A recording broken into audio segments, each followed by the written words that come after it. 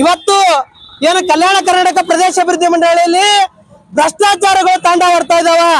ಆ ತಾಂಡವ ಸಂಬಂಧಪಟ್ಟಂತೆ ಇವತ್ತು ನಾವು ಹೋರಾಟವನ್ನು ಹಮ್ಮಿಕೊಂಡಿದ್ವಿ. ಆದ್ರೆ ಇವತ್ತು ಜನಪ್ರತಿನಿಧಿಗಳು ಏನು ಸರ್ಕಾರಿ ಅಧಿಕಾರಿಗಳ ಪರವಾಗಿ ಇವತ್ತು ಪೊಲೀಸ್ ಇಲಾಖೆ ಕೆಲಸ ಮಾಡ್ತಾ ಇದೆ. ಅದನ್ನು ನಾವು ಇವತ್ತು ತೀವ್ರವಾಗಿ ಖಂಡಿಸ್ತಾ ಇದ್ದೀವಿ. ಇವತ್ತು ಪ್ರಜಾಪ್ರಭುತ್ವ ವ್ಯವಸ್ಥೆಯಲ್ಲಿ ಹೋರಾಟದ ತಗ್ಗೊಲೆ ಮಾಡಲಿಕ್ಕೆ ಹೊರಟಿರುವಂತ ಭ್ರಷ್ಟ ರಾಜಕಾರಣಿಗಳಿಗೆ ಇವತ್ತು ಧಿಕ್ಕಾರವನ್ನ ಕೂಗ್ತಾ ಇದ್ದೀವಿ. ಇವತ್ತು ಸಾವಿರಾರು ಕೋಟಿ ರೂಪಾಯಿ ಅನುದಾನವನ್ನ ಮಂಡಳಿಗೆ ಬರ್ತಾ ಇದೆ. ಆ ಮಂಡಳಿಯ ದುಡ್ಡನ್ನ ಕೊಳ್ಳೆ ಹೊಡೆಯುವಂತ ಕುತಂತ್ರವನ್ನ ಈ ಭಾಗದ ಜನಪ್ರತಿನಿಧಿಗಳು, ಈ ಭಾಗದ ಅಧಿಕಾರಿಗಳು ಮಾಡ್ತಾ ಇದ್ದಾರ. ಇವರಿಗೆ ನಾಚಿಕೆಗೇಡಿನ ಸಂಗತಿ.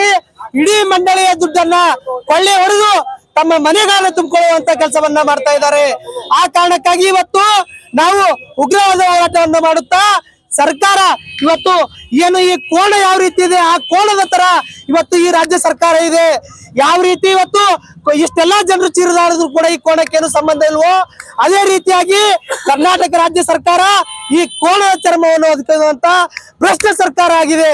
ಈ ಸರ್ಕಾರದ ಅಧಿಕಾರಿಗಳು ಮತ್ತು ಜನಪ್ರತಿನಿಧಿಗಳ ಪರವಾಗಿ ಇವತ್ತು ಪೊಲೀಸ್ ಇಲಾಖೆಯವರು ಏನು ಕೆಲಸ ಮಾಡ್ತಾ ಇದಾರ, ಇದನ್ನು ಇವತ್ತು ನಾವು ಬಹಿರಂಗವಾಗಿ ತೀವ್ರವಾಗಿ ಖಂಡಿಸ್ತಾ ಇದ್ದೀವಿ.